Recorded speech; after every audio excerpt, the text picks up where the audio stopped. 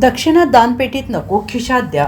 खासदार पप्पू यादव पुजाऱ्याच्या वेशात आंदोलन करत देणगी घेऊन पळाले.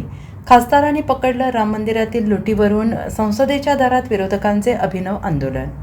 राम मंदिरातील प्रसादाच्या चोरीच्या निषेधार्थ शुक्रवारी संसद परिसरात विरोधी पक्षाच्या खासदारांनी आंदोलन केलं.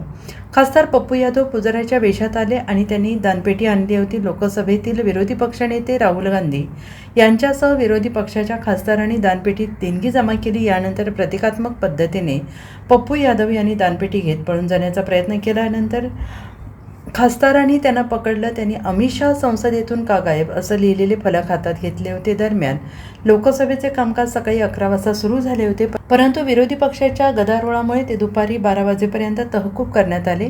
दुपारी 12 वाजता कामकाज पुन्हा सुरू झाल्यानंतर लोकसभेने जन्म आणि मृत्यू नोंदणी सुधारणा विधेयक 2026 आवाजी मतदानाने मंजूर केले.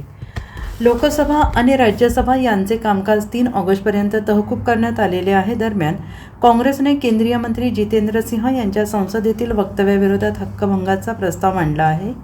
जंतर मंतर आणि संसद मोर्चादरम्यान आंदोलकांवर गोळीबार झाला नसल्याचं सिंह यांनी म्हटलेलं होतं. केंद्रीय मंत्री नित्यानंद राय यांनी लोकसभेत जन्म आणि मृत्यू नोंदणी सुधारणा विधेयक 2026 मंजूर करण्याचा प्रस्ताव मांडला आणि हे विधेयक आवाजी मतदानाने मंजूर झाले. त्यानंतर विरोधी पक्षांच्या गदारोळामध्ये लोकसभेचे कामकाज 3 ऑगस्टपर्यंत तहकूब करण्यात आले.